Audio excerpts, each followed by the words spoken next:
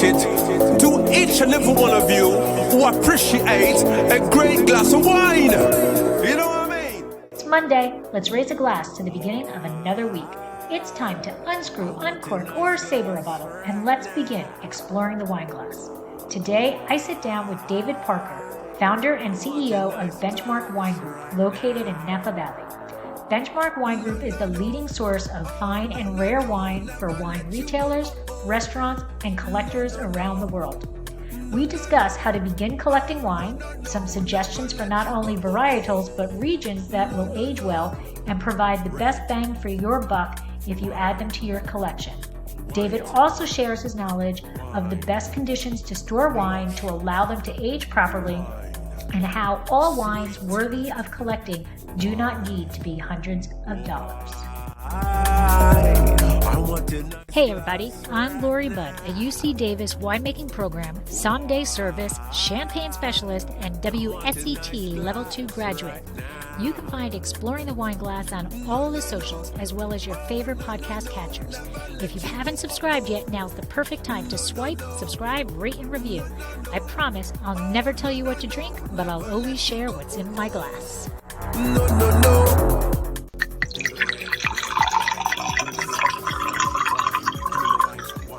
I want to give a big shout out to Ted Ross for leaving this 5-star review.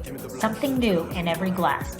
I'm really enjoying listening to these. Lori is so at ease and does a great job engaging with her guests. I found out something new in every glass. I mean, in every podcast. With a couple more months of winter and who the heck knows about COVID, I'm hoping I will be able to catch up quickly. Thank you, Ted, for listening and for leaving this fantastic review. This truly is the best way to show support of the podcast and to help let other wine lovers find Exploring the Wine Glass.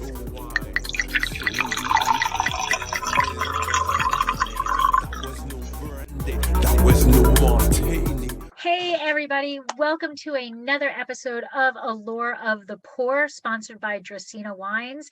I am your host, Lori, and I am a WSET Level 2 graduate, a champagne specialist, a UC Davis winemaking program graduate, and co-owner of Dracaena Wines in Paso Robles. Today, we are talking something different today, and I'm pretty excited about it because I get so many questions from people of, should I buy this wine? Should I not buy this wine? Why is this wine so expensive? Why is this wine not? Is this a good vintage? Is this not a good vintage? And we're going to get these answers today from David Parker, who is the CEO and owner of Benchmark Wine Group. So welcome, David.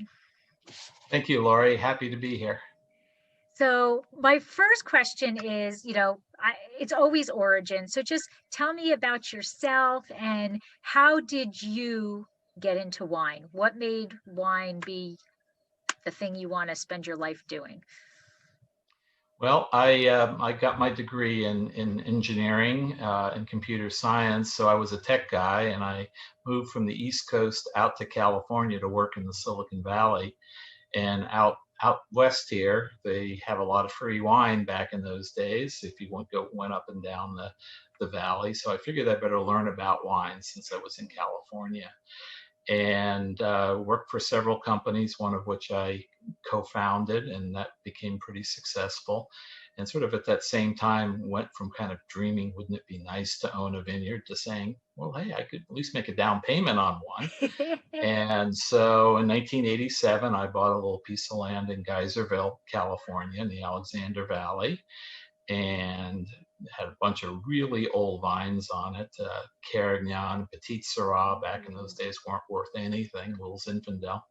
We planted it over to Cabernet because nobody wanted to pay anything for the wine from those old vines, which kind of in hindsight's a shame because they're a bit of a treasure. But so growing Cabernet and Zinfandel in Alexander Valley. Later on, decided I liked Pinot Noir and met Bert Williams of Williams Cellium and asked him if I were going to buy some Pinot Noir land, where I ought to go. And he said the Eola Hills of Oregon. And so, not Russian River, he said Eola Hills of Oregon. So I went up there, found a piece of land and bought that. And Domaine Drouin is right behind it now, but back in the day there was no one around. And so about that same time, got pinged to move up here to Oregon by a high-tech company. Came up here, moved my family up, and a few years later had an option to get into the wine business in a serious way, not just grow the vines. Started really the first continual internet wine auction company, Brentwood Wine, from my property on Brentwood Drive in Westland, Oregon. And one thing led to another, and decided that this is what I wanted to do for my second career. So a few years later, founded Benchmark as a wholesale retailer in Napa Valley. And along the way, bought an information company. We published the Wine Market Journal, which has basically gives you a complete list of all the collectible wines in every auction trade that they've had since 1997. So that becomes everybody's reference for the right price to pay and what you're going to get for your wine someday when you decide to sell some of it. So when you had your vineyards, when you first started the vineyard, were you making wine for yourself? Were you selling fruit? Were you, what did you start with? Yeah, we started by selling fruit. Okay. We sold fruit to the Benzigers and the Mondavis. And so those are nothing like starting with the little guys, we'll just go right to the all stars. Yeah, well, we were very lucky. They came to us through our vineyard manager, and so they're both great families to work with. And so we did that for a number of years, and then in 2001 decided to hold aside a little bit of fruit and put it under the Parker Family Vineyards label, and we did that for about 3 years. And then by that time, these companies had gotten fairly large, and so had our family. So we decided that couldn't make them all work at the same time. So back 2005, 2006, we sold the properties, but to good homes. Pete Sagacio took our Geyserville property, and if you've ever heard of Duke's family it's on Amity Hill, that was our Oregon property. Wow, very nice, very nice. So, you are truly a master of a lot of different fields. You come into the tech and you're making positive moves in the tech, and then you go into the wine world and all positives coming in, and that's wonderful. And so when did you go from, okay, I'm selling my vineyard, but I still love wine, but there's a difference between liking wine or even loving wine and then becoming a collector of wine? So when did you start collecting wine? When would you consider yourself a collector? Yes, although the relationships with Mondavi had a little bonus, which is that as a grower for them, we could buy any of their wines for a very substantial discount. Same with Benziger. So with great wines like Mondavi Reserve, 1994 vintage, Opus One, some of the Benziger imagery, artistry labelings, sort of started collecting those first because of those relationships, and it grew. Once you start collecting wine, it's a lifelong hobby, and the travels through the Napa Valley, the Sonoma County. You also tend to pick up wines and sort of souvenirs, and so those always become a treasured part of a collection too. Do you remember what your first wine was that you would say was a collection? You decided, I'm going to collect this, I'm going to hold on to this. Do you remember what that first wine was? Yeah, I told you the Robert Mondavi Cabernet Reserve 1994, and it got some huge score from the major reviewers. It's a great vintage in California, and I overbought that. Every time I could go buy a case, I'd go buy a case. And it was sort of started to stack up. I also recall that I was married in 1988. So I bought a bottle of 1988 Mouton Rothschild, which at the time had been given a perfect 100 points by one of the reviewers, and a bottle of 1988 Ceylon champagne. So those became treasures for our 25th anniversary. So those were the founding pieces of my cellar. That's incredible. Oof, that's incredible. I just personally, we just celebrated our 25th anniversary, and I went, so we were married in 95, and I went all over the place.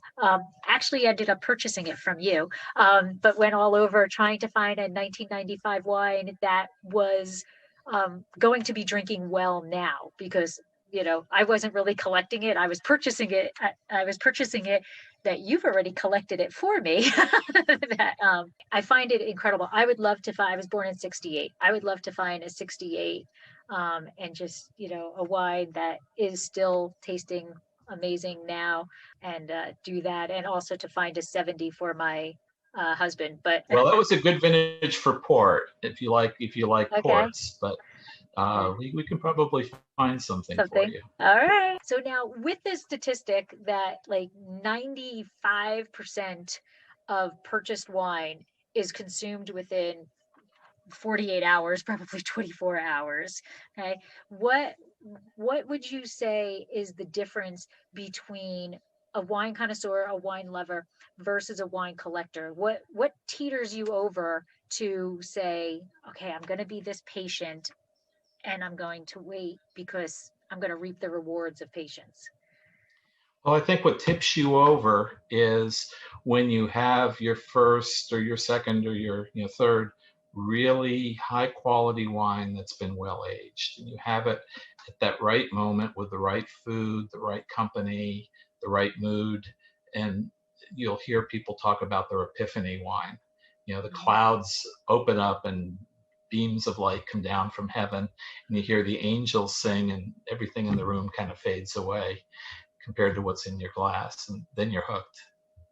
Yeah, and I think every wine lover does have their epiphany wine, and it's my epiphany wine for just getting into wine, not necessarily I'm going to start collecting wine, but was actually a Ferrari Carano Chardonnay.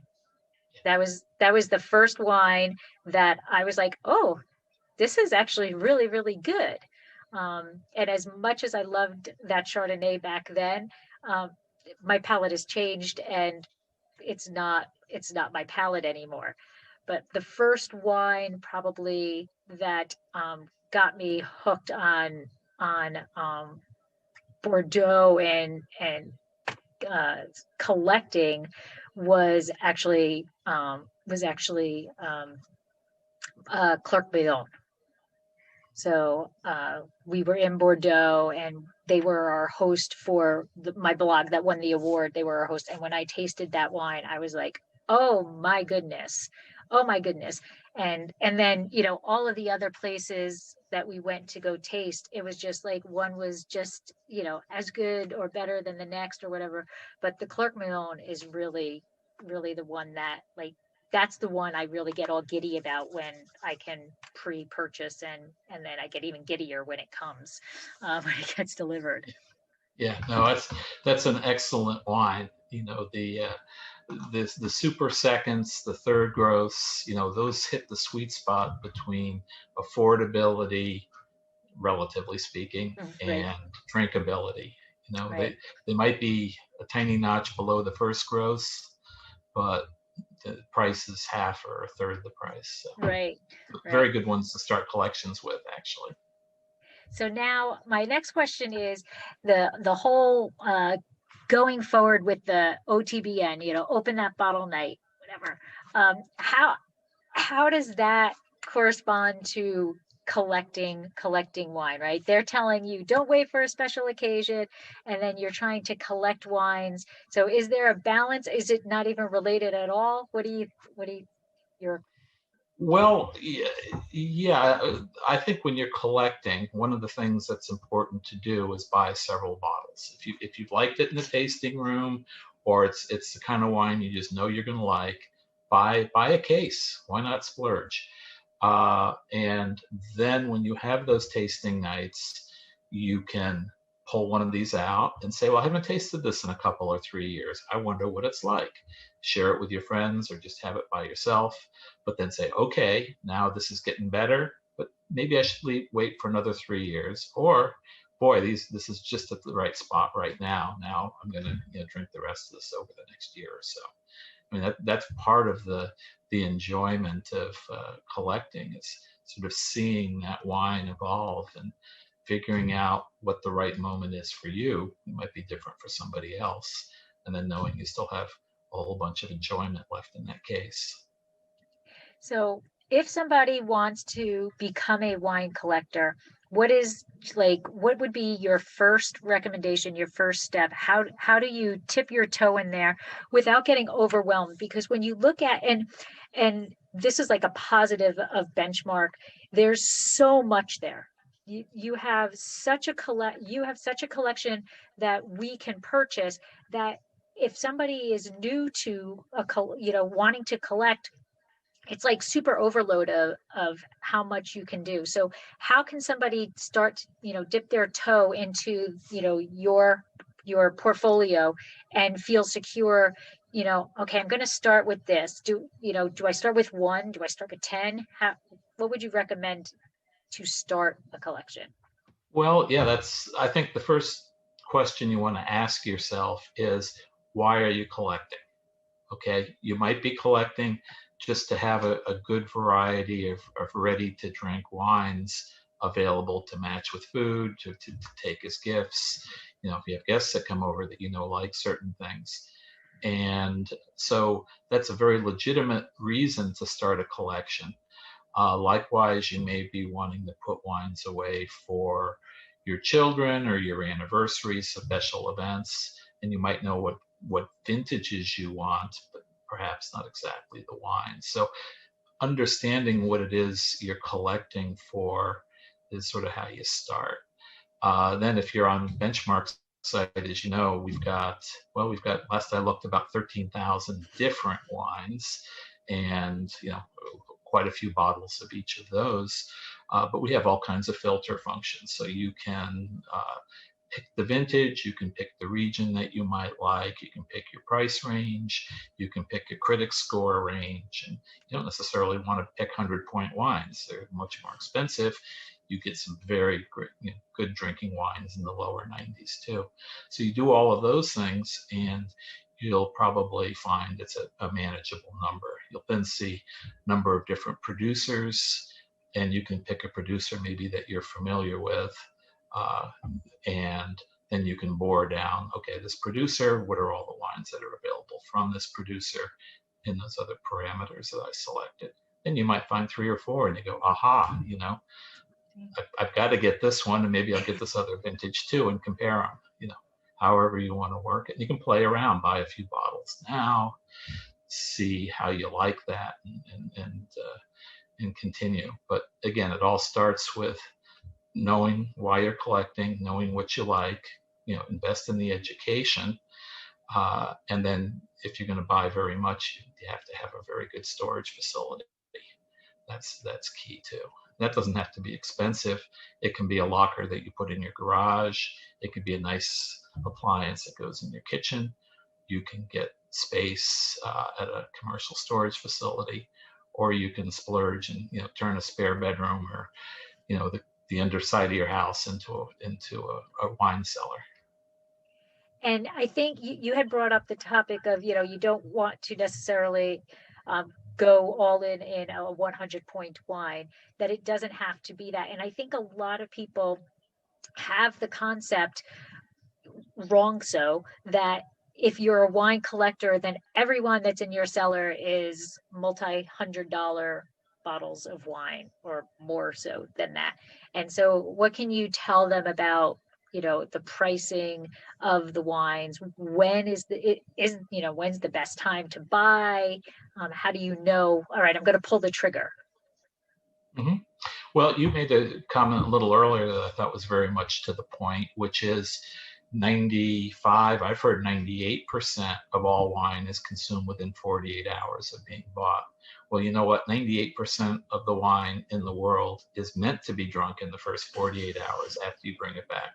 It's not built to age. In fact, it's only about 250 brands of all the tens of thousands of brands out there where they're really made to age. You know, we've all heard of the first growths or all the classified growths of Bordeaux.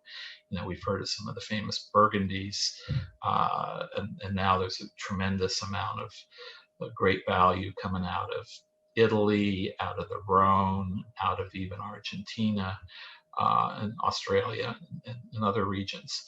What do they have in common? They've got balance, they have structure, they have acid, they have tannins, not overwhelming, but in proportion, and a lot of other things that go into them in terms of pure crops. They're made to age, so you want to learn what those wines are. We have one here that I thought would be the epitome Perfect timing. of what you could consider collecting right now. Okay, so this is the Tignanello 2017. This is the current release. I don't know if you've got some in your glass there. I do. So here it is, beautiful color. Mm-hmm. Okay. And I think quite a compelling aroma. You can tell it's not a Cabernet kind of aroma. No, it's got some meatiness to it. Yeah, there is no. I think the cab. You think that green herbaceous, and it is not. It's meat. It's got some spice in it. It's like dark cherry. It's beautiful. It's got a wonderful nose. It's beautiful. Yeah, and it's clean. It's got good acid, but it's got that tannin grip in the back. So this is the kind of wine, if you're starting a collection and you're going to put it away for years, you're not going to go wrong. This is well, the average price I think of this in the market right now is about 143. Benchmarks about 125, but Tignanello is arguably the first Super Tuscan out there. They did an experimental production in 1971, Piero Antinori. In Sassicaia, they had done an experimental bottling. He was a partner in that in 1968. So that was really the first time in Tuscany they started putting Cabernet in with the Sangiovese, which at the time it still violates the DOC laws. As far as the other Italians were concerned, it was heresy. But now a whole class has grown up out of this, and these wines are still made to age and be beautiful. And if you go visit that property, they've got these special white stones laid out in between the rows to reflect the light up off of the ground and ripen the grapes wholly. That's why you're not getting that green taste. And what's interesting about this property is they make another one. This is about 80% Sangiovese, about 15% Cab Sauvignon, 5% Cab Franc. The ratios change a little bit every year. But they make another wine that you may have heard of in the same property that's called Celaya. Okay. And Celaya is just exactly the opposite. It's 80% to 85% Cabernet Sauvignon, Cab Franc, 10, 15, maybe up to 20% Sangiovese. So it's like the mirror image of this wine. And it sells for twice as much. And, you know, a lot of people will confuse that with a California Cab. Well, why would you spend twice as much? It's wonderful wine, for sure. But why would you buy a California wine from Italy when you can buy an Italian wine with a lot of that same character for less? This has got a wonderful reputation for aging. If you're following the royal family, this is This is Meghan Markle's a favorite. favorite. She named her blog after it. You have a lot of stories that go with it. So when you pour it for somebody, A, you don't feel like you're breaking the bank and pouring a $500 bottle of wine or 300. B, you can put it away for 20, 30 years. It'll probably go up in value a bit. C, there's plenty of stories to go with it. And D, it goes better with a Florence bistecca beefsteak than a California cab. And now a word from our sponsor. Did you know that Dracaena Wines has a wine club? We named it the Chalk Club. Draco is on our label, but Vegas was getting a bit jealous, so we decided he deserved to be our wine club spokesdog. In Las Vegas, betting chalk means that you are betting on all of the favorites, and we're gambling that once you taste our wines, we will become one of your favorite wineries. The club is simple, yet a bit different than most. We don't ask for a lot of commitment like others do. Choose between 3 tiers. The Sweet 16, where you'll receive 3 bottles twice a year and get 25% off all orders. Sign up for the Elite 8 and get 30% off all orders and receive 4 bottles twice a year. Or make it to the Final 4 and receive 6 bottles twice a year, as well as receiving 35% off all purchases. All tiers receive discounted shipping, are customizable, and are eligible for unlimited referral bonuses. Add $15 to your bank for each person you refer. Head to www.dracenawines.com or the link in the show notes to find out all the Chalk Club has to offer and to sign up. We've stocked the odds so that you can get our award-winning wines without breaking the bank. You brought up a lot of things that are important for aging, that it needs to have that tannic structure and it needs to have the acid to hold up over the years. Now, how does, when you said that they have a history of aging, of standing up to age very well, how does one go about getting that? At some point they weren't aging, right? So, like, at what point is it deemed they have a history of aging well? Is that question making sense? Yes. Yes, and then that's a very good point. It's one thing to get a really high score your first year, right? Or like some of the Australian wines that one of the famous reviewers discovered and gave extremely high points to for a lot of years. People discovered that they didn't age all that well in the cellar. So in my opinion, the answer is at least 20 years. Because you've got to see, not only does it seem like it's going to age well from the basic components that we're getting out of this young wine, but does it in fact work? And so I mentioned there's about 250 brands that are really collectible. They all have that kind of history. Some of them have well over 100 years of history. But it's when you're tasting the 20 and the 30-year-old wines, if they're Cabernet based, if they're the heavier reds, that you can start to say, yep, this is a great collectible.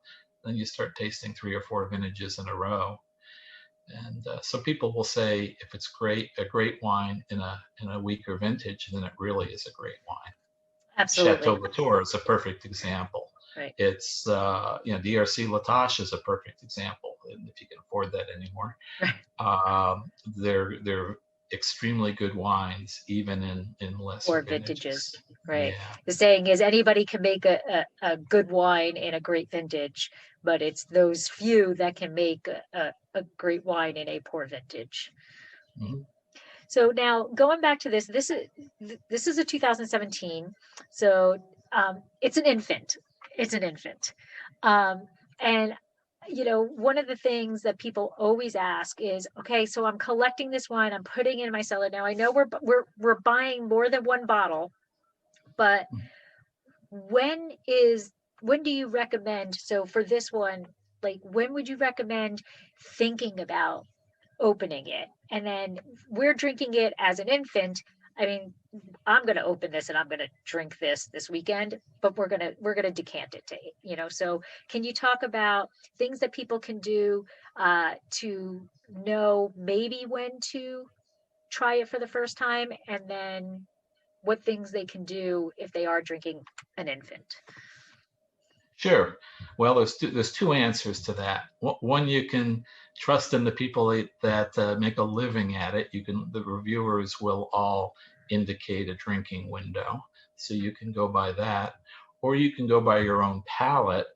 Drink one young. This is one of the reasons to buy a case. Now, I think a lot of the characteristics that you described are what I'd look for in an ageable wine. Complexity already,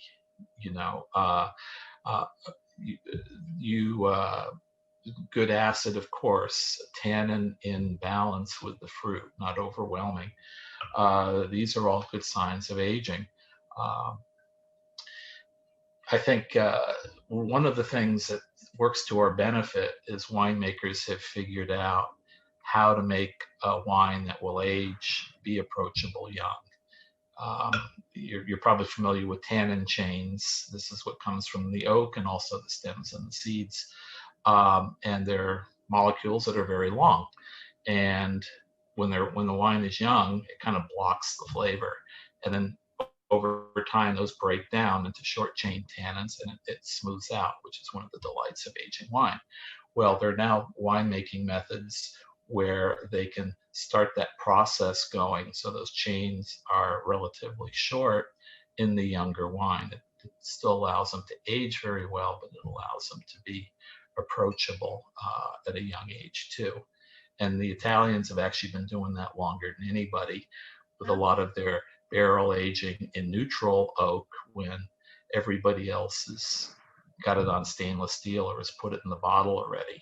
That lets a little bit more oxygen in very, very limited quantities, starts those chains breaking down. Another reason why I picked this wine, it drinks well young, it drinks well in 10 years, it drinks well in 20 years. It's not really a bad time to open this wine. Now, this even being the infant that it is, this is so enjoyable right now. And when you add it to some food, this is stellar right now. But it's got that backbone. And the thing that I always look for is, and you had mentioned it's all balance.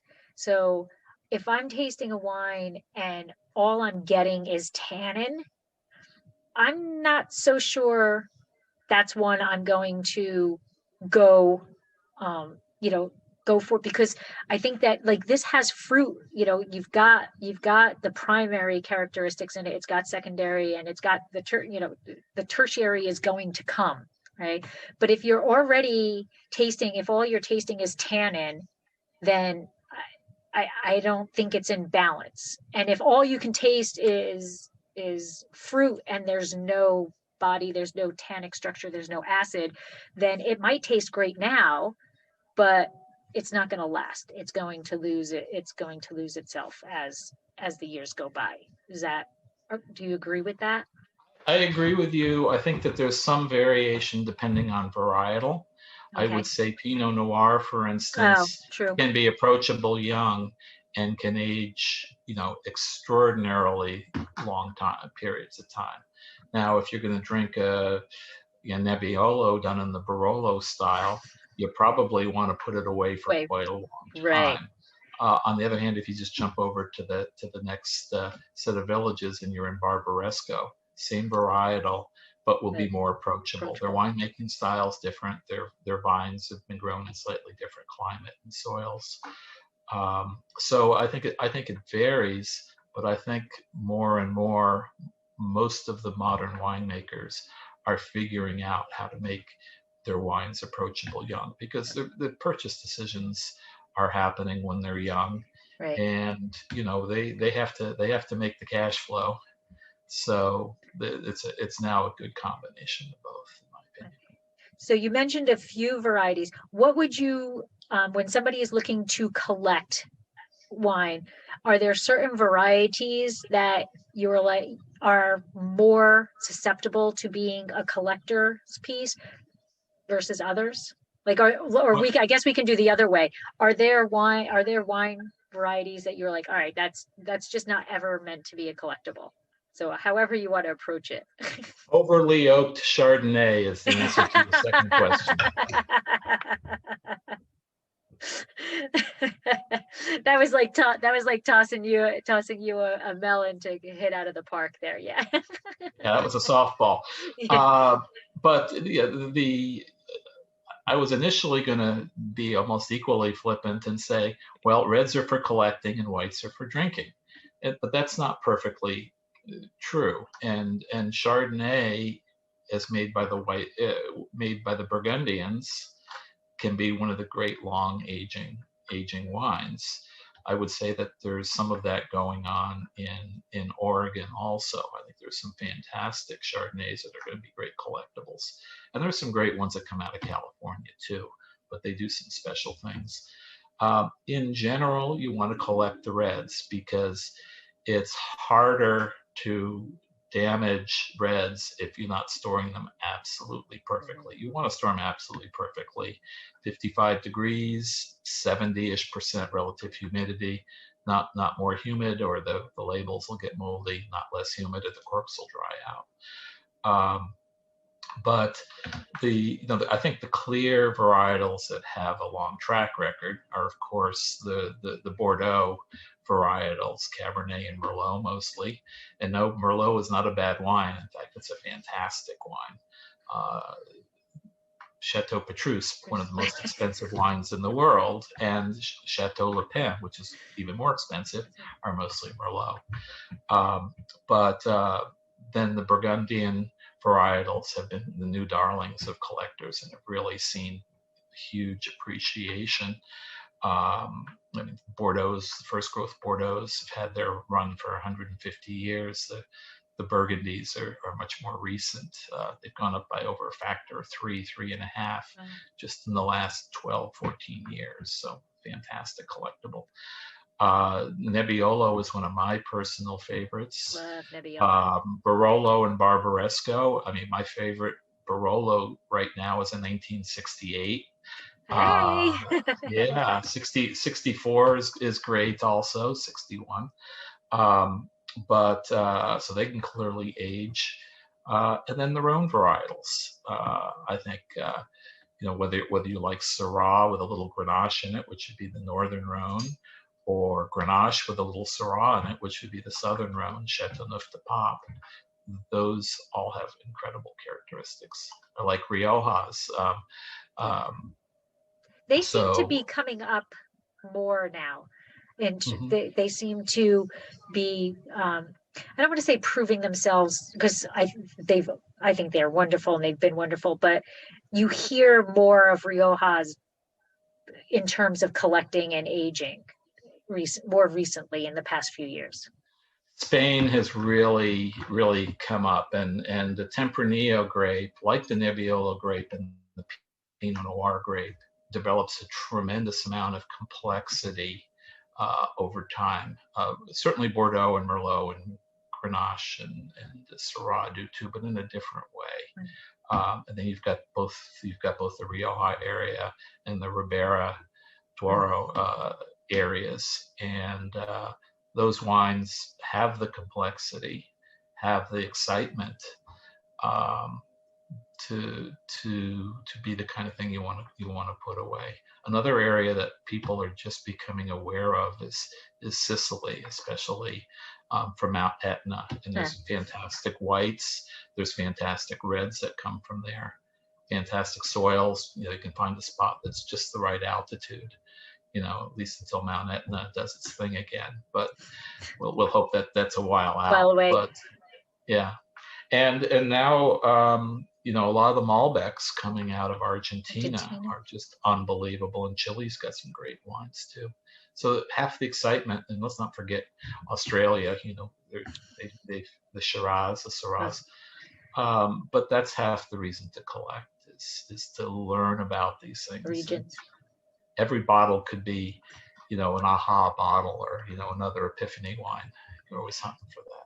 So with these regions, again, going back, because I think the term collecting, wine collector, has a thought of, again, you have these, this person who, and it's incorrect, but you have wine collector, the person is snooty, they have all this money, they don't know what to do with this, so they're just buying all this wine that they're just putting away to show off.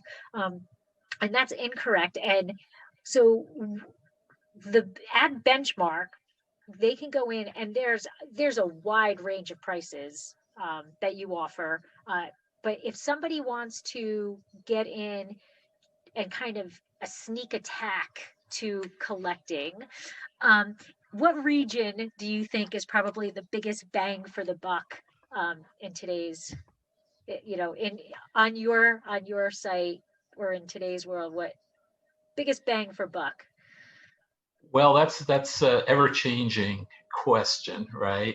Because I just mentioned how much Burgundies have gone up in value. Right. Burgundies used to be where an awful lot of the excitement was. When they went up by a factor of 3.5, the guys that had them were exciting. Yeah. They weren't drinking them as much. Now they're selling them.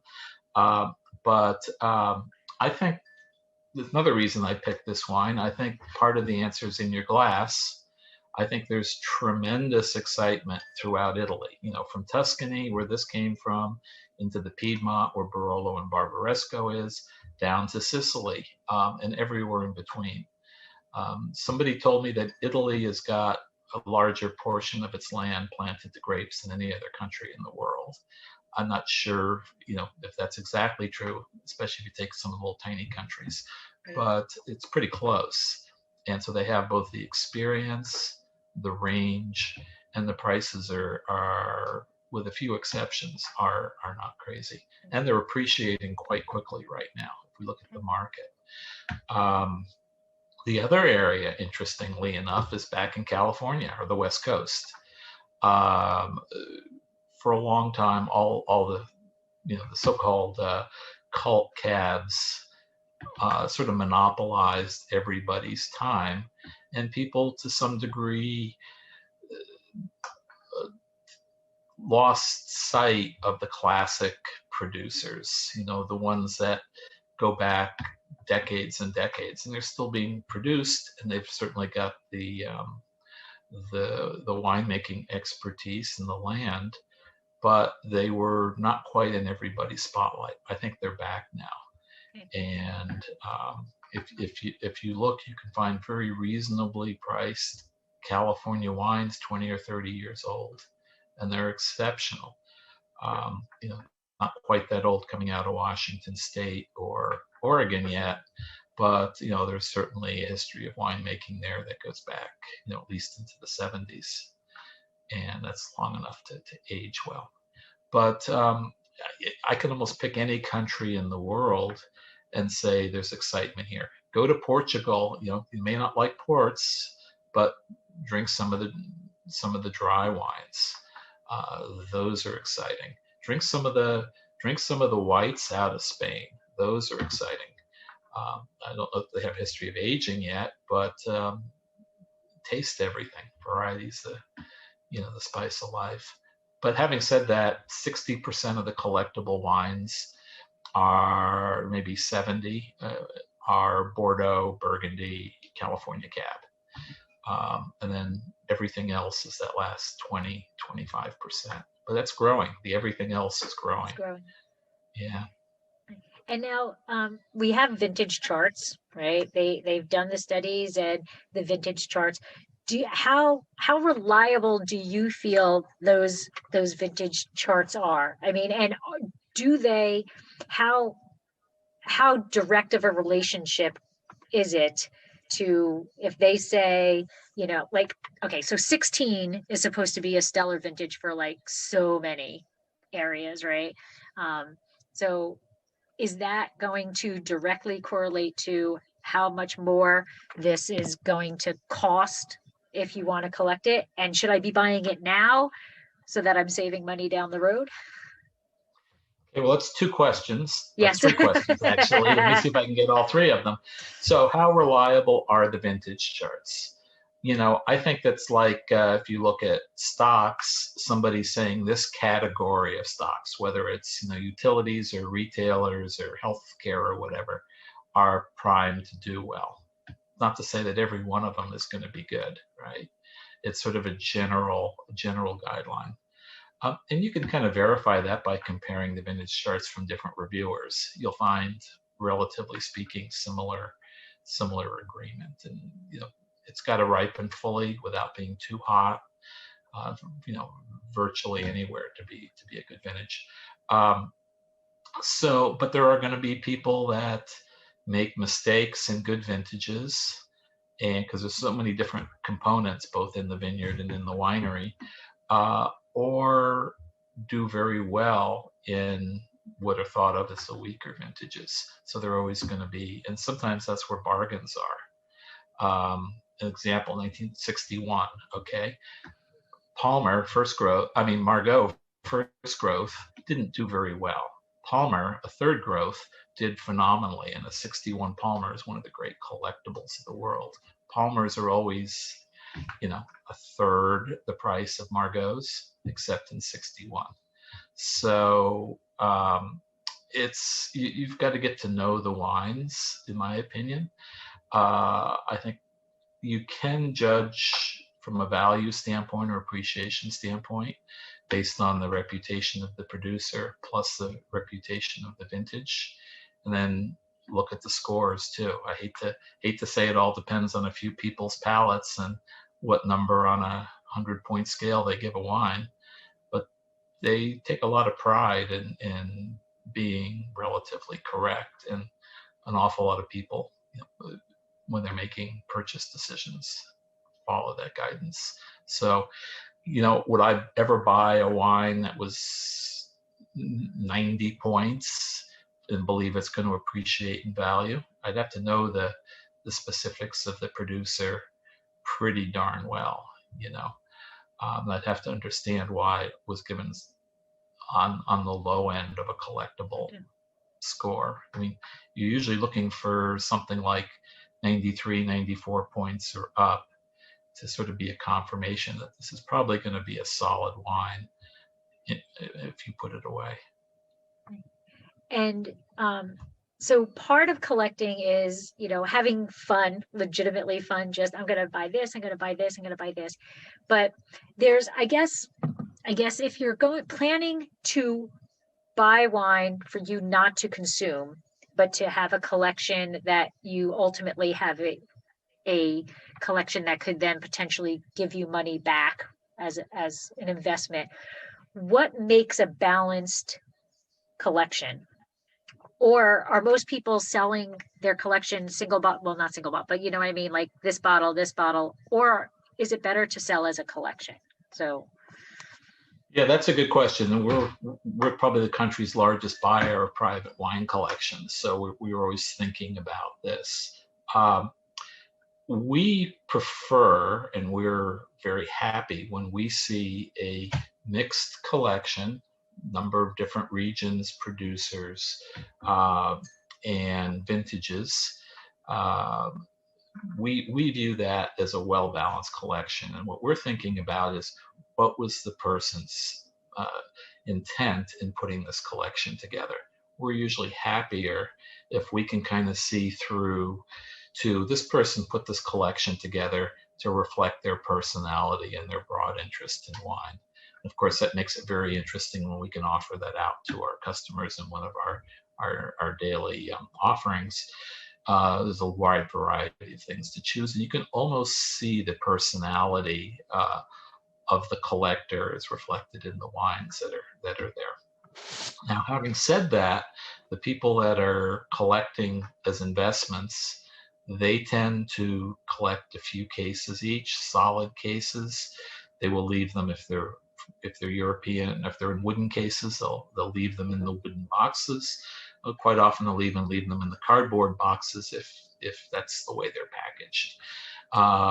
The least disturbance possible would be a philosophy there. It's certainly much easier to handle solid cases, and they have a little extra value. Somebody will pay, usually you expect to pay maybe 5% more for a solid case in the box than 12 loose bottles. Not much, but a little bit. And you've got to be careful if you're buying for investment to keep the bottles in as close to mint condition as possible. Even scratches, stains, any of those things on the labels or on the capsules, among other things. There's a lot of other things that we look at, but those will reduce the value of the wine. So again, if they're in cases that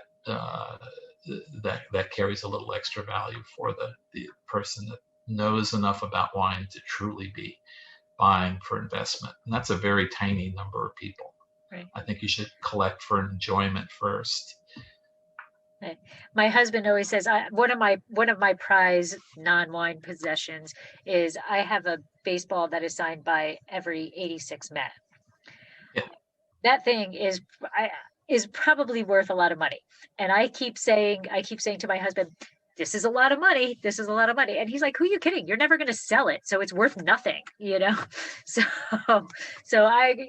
that's true. There's probably very few people who are really purchasing it and then saying, yes, I've got this. Okay, I'm going to sell it now, you know? Unfortunately, going back to the open that bottle night, you probably, collectors who have passed away without being able to enjoy that wine.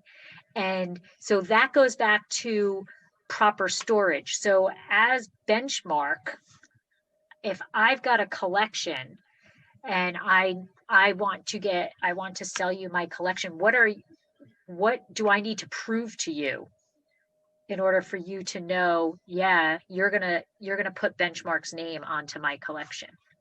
Yeah, that's a very good question. So where we can, if it's a large collection, we will tend to go and inspect it. And we're looking at your general condition of bottles, and I can describe what we look for in a minute. And we're looking for the location.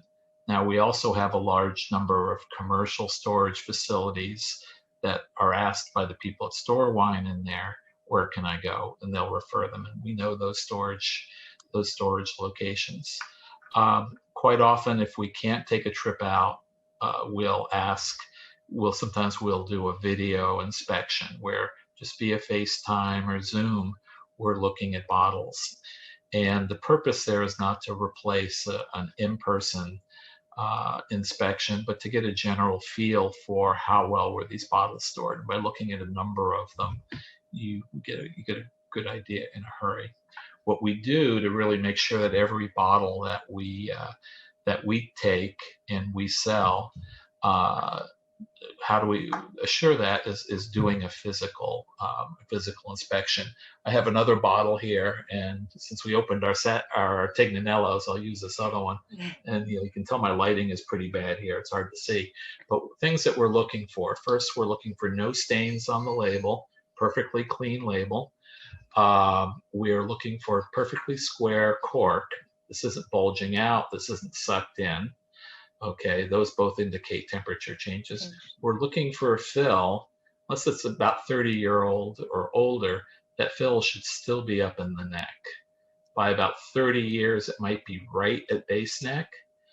If it's a 50 or a 70-year-old wine, there's some room to be down a little bit from the base of the neck. But if it's down any further, that bottle has been in an environment where the temperature has been changing. We also put some thumb pressure on the cork. It better not move. If it scooches down even a couple millimeters, that's a sign that the cork is shrunk.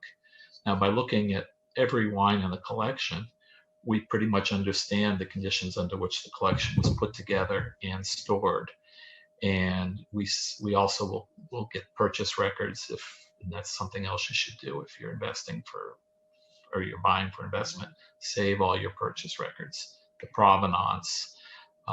Sourcing, you need to either source from somebody that really takes the care in acquiring the wine and stands behind each bottle, which we do, or you should be buying right from the source at release. Those are the two best ways, the two best provenance to assure that you're not buying something that already might be poorly stored. And we move hundreds of thousands of bottles a year. We stand behind every bottle. I can count the number of bottles I get back in a quarter, on the fingers of one or two hands. And in most cases, those are just people drinking a wine that they've never had before and not understanding the characteristics. They know California Cab, they drink a Beaucastel. Oh, what's that gamey character? Well, it must be something wrong with the bottle. No, that's definitive for that wine, right? So those are things you look at. Those are things you want to make sure that you take good care of. Temperature, absolute temperature in your cellar isn't quite as important as stability of temperature. I talked about the fill. Well, the reason it goes down is if it's in an environment where temperature is changing just a few degrees every day or a few more degrees over the course of a year, that's going to make the wine expand and contract every year. And when you pull the cork out, you're going to find one of those mushy corks that soak the whole way with wine. They're going to, or the other thing you don't want is too dry, where that cork shrinks. You'll get that same staining all the way around. And that's not as good as pulling a cork and just seeing the bottom millimeter, stained red. That's a sign of a perfectly stored bottle. So I don't know if you saw the news, I think it was last week, but it actually might have been earlier this week, of the person who was, COVID has really, really hit me hard, and I have this bottle of Petrus, and I'm going to sell it on Craigslist. And he's like, I'm taking a big hit. I'm taking a big hit on this. So I'm going to stand up and I'm going to say, don't do it.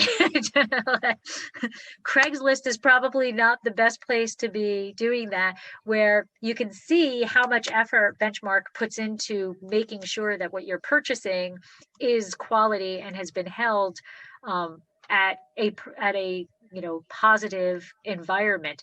And I think that is, we talk about collecting wine and you want it to last a long time, and keeping the temperature a little bit higher than optimal is better than the up and downs. But you can tell those things when you're looking at it, and that's what Benchmark is doing for you. So, right, you need to purchase, if you're collecting, don't go cheap because this person on Craigslist has the name of a wine, right? You want to make sure that it's being controlled properly and tested properly.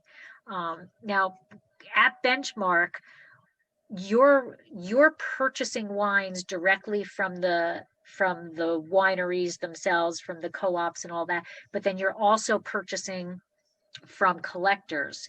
If I come on to Benchmark and I'm looking at your portfolio, am I able to tell the difference?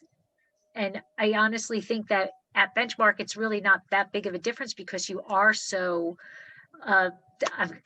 horrible word, you're so anal about making sure that everything is pristine. Can they tell, is there a way that they can tell the difference if it's purchased from a collector or from the winery? I'm going to take all those questions because they're all really good ones. I'm good at just giving them all out, right? Right. Okay. So number one, buying on Craigslist. Don't do it. It's against the law. You really don't want to be doing that. And they do, but there are busts. So there was a auction house that took over for eBay, allowing private party to private party auctioning, which is illegal in all 50 states, as I was saying, 51 states, including DC. And the FBI busted them, and they asked for all the records of all the people that had bought and sold wine. And not only were all the sellers being asked, do you have a license? And if you lie to the FBI, that makes things even worse. But then they had the IRS come in and make sure that they had claimed all of this ill-gotten gain. So it was a bad situation for everybody. So you don't want to do it. I mean, there are stories of people that have advertised in papers or Craigslist, and the guy that buys it from you pulls out a badge right after he buys it from you. So no, you want to buy from a licensed retailer. Or a winery. Even restaurants now in this COVID era have the right to sell you bottles, and they're all general well monitored all the way through. And if you're going to sell, there's only very few companies that have the correct licensing, and they'll tell you that, and they'll show you what that is to sell to them. And then the other option is auction houses on both the buy and the sell side, licensed auction houses, and they're great, and you can save some money there compared to a retailer a little bit, but in general, it's caveat emptor for the condition of the bottles there. And quite often, many of them are very reputable, and they will, if you find a bad bottle or two, they'll make good on it, but they're not standing behind that, doing it every single time, because they don't necessarily track the history of the wine like we do. Right. I thought that whole Craigslist thing was hysterical. I'm thinking, who's doing that? And I was like, I think he's related to the prince in Nigeria who's going to send you $2 million if you give him your bank account number. Well, that's the other problem with buying from there's two other problems. You don't know if it's been well stored, and I said you don't have to store it exactly at 55. If you store it a little cooler, it's going to age. It's going to take longer to age. If you store it in the upper 50s, it'll age a little quicker. You shouldn't store it any higher than that. But if you store it in the 70s, like somebody might, leaving it in their air-conditioned house, that's almost the most insidious, because if it's steady temperature, you're not going to see, there's not going to be any visible signs, but then you're going to taste it years later and it'll have no flavor to it. And then the final thing is there's been history of counterfeiting. Some very, very famous stories you might be familiar with. Mm-hmm. So how did the greatest wine counterfeiter in the country sell his wine? Among other things, he sold a lot of it private party to private party. So every reason in the world to stay away from that. And there are there's people who are paid to help recognize counterfeit bottles, correct? Right? You see them in the thing. Are they just doing that by the history, knowing exactly what to look for? Labels have giving tells or something like that. Like, how would you be able to know when you're looking? You go in and you're like, no, I'm not going to buy this bottle. It's doubtful or whatever. What are you looking for? Yes. So I'll take the second question first. We have a team that's very good. We have a large library of known counterfeits. It's famous at the 1982 Chateau Petrus. There's a lot more sold every year in Las Vegas than was ever made. That's sort of the standing joke in the industry. And but there's a lot of different wines at the very high end of the market, most especially. And they're pretty well known throughout the industry in terms of what to look for. And we have all of that categorized. The other way is, if when in doubt, we have a library of lots of bottles from the same producer, quite often the same vintage even. If we're unsure about a bottle, we can compare it either to a bottle that we actually have from another source. There's large label libraries that are out there too, so we can look at that. There are a lot of tricks. You have the Tignanello there, right? Mm-hmm. Okay. There's a crest on the Tignanello. Right. You rub your finger on it, okay? That would be pretty hard to fake. You'd have to get a whole glass foundry to make you bottles with that logo on it. Now, if you look on the side of the capsule, if you can see there, you've got a 3D sticker on there, right? See see the metallic sticker and a little barcode there.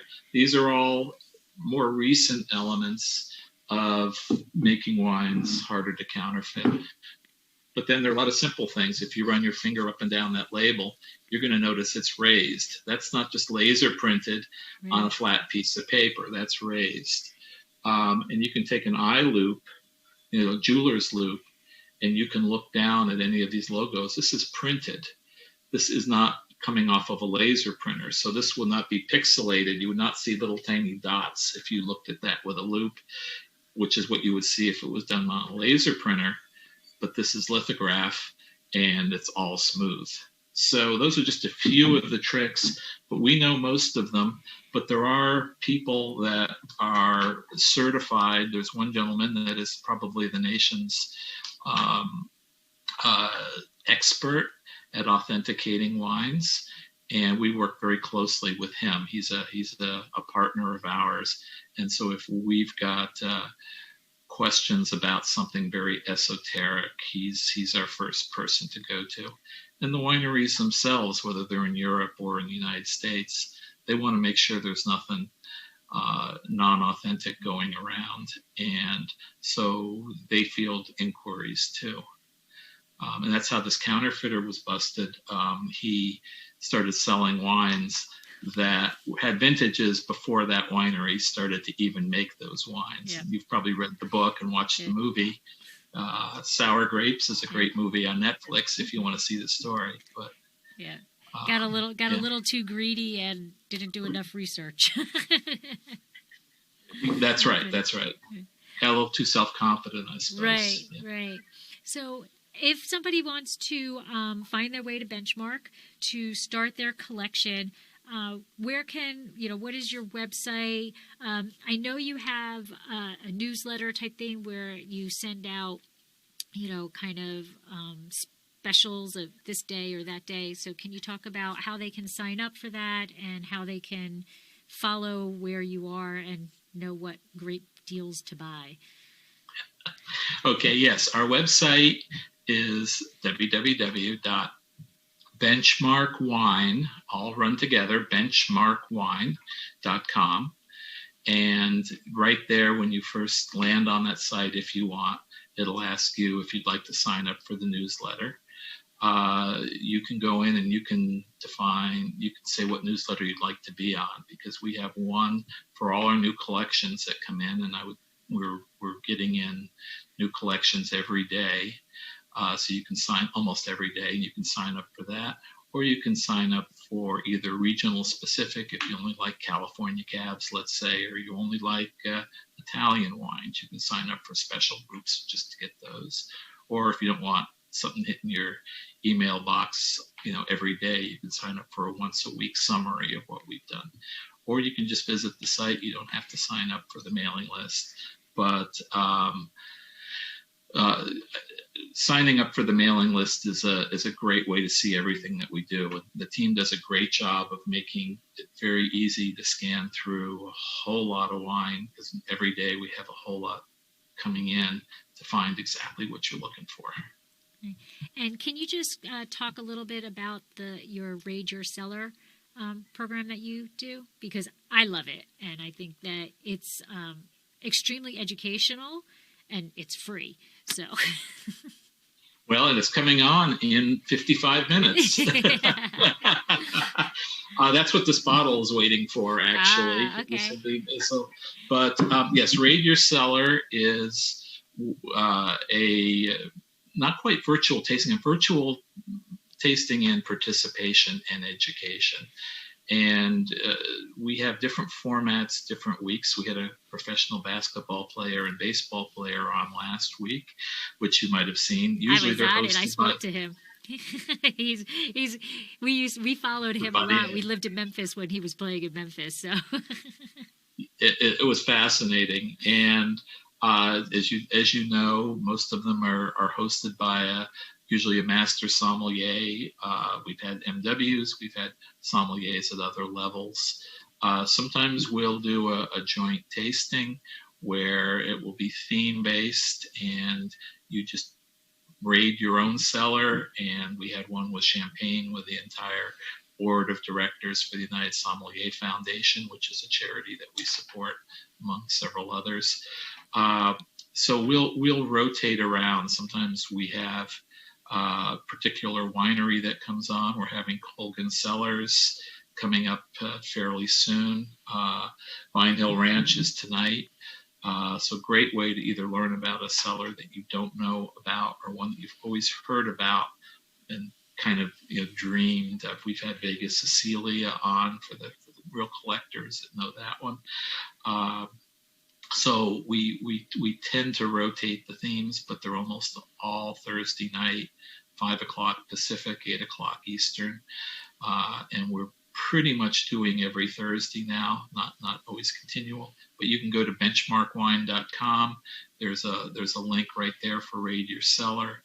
You can see the old shows because they're all recorded, but you can get your name on the list to be notified of the new ones. And if you just sign up for the general mailing list, you'll be notified of them too. Yes, they're free. Some of them, if you'd like to actually have your face on, we ask a small donation for the charity that we're supporting. Or some of them, if you'd like to ask live questions as opposed to chat, but all that money goes to charity. We're doing it to stay connected to everybody and help highlight some of the wineries, the sommeliers that are suffering right now. So it's quite popular. Yes, it is. And I am a regular attendee of it. I love them. It's always educational, and it's not highfalutin. It's like everybody is talking to each other, and it's just laid back and enjoyable and very informative. And then they always provide you in the chat with the list of the wines that they're drinking, so they make us all jealous. Well, we also try to make the wines available ahead of time. Yes. So if you wanna buy them, we'll deliver them. We sell them at a discount for the show, or a very reasonable price for the show, and you can taste them along with the sommeliers. But yeah, the theme was you're essentially sitting at a kitchen table with a sommelier, and everyone's got a wine and they're all talking about it. Yeah. Or now you're sitting at the kitchen table of the winemaker in his house, and he's pouring the wine for you. Excellent. Well, David, thank you so much for joining me today and sharing all of this incredible information. I know that collection is kind of a nervous topic for many people. They want to do it, but they're afraid to get into it. And I think a lot of the information that you provided today is going to make that road a lot smoother for them. And I personally can highly recommend Benchmark. I do buy wines from Benchmark, and like I said, I'm a regular attendee at the Raid Your Cellars, and I have not had any issues with any of the wines that I've had. They've always come perfectly, shipped perfectly to me.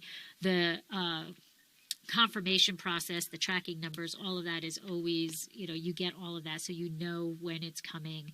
And the customer service, if you have a question, the answers come back wonderfully. So I want to thank you for being on the show, but I also want to thank you for being my place to go to for wine also. So thank you. Well, Lori, thank you so much for having me on. It's great to have you as a friend and a customer, and thank you for what you're doing here. And hope you have time to visit Raid Your Cellar here in 45 minutes. Yeah, I'm going to go take my dog for a really quick walk through the raindrops, and then I will probably jump on in. Okay. So thank you. Have a wonderful night. And can we do a little? You were reading my mind. So slancha. Slancha. Cheers. Cheers. Irish coffee. This has been another episode of Exploring the Wine Glass. Thanks for listening. If you have suggestions on what topics you would like me to discuss, please reach out on social media. You can find me on Twitter, Instagram, and Facebook as Exploring the Wine Glass. I'm also on LinkedIn as Lori Hoytbud. Of course, you can always email me at exploringthewineglass@gmail.com. If you enjoyed what you heard, please rate, review, and subscribe to help others find me more easily. And most importantly, tell your wine-loving friends, because if you like the podcast, they will too. Music is Wine by Kevens. Until next week, slancha.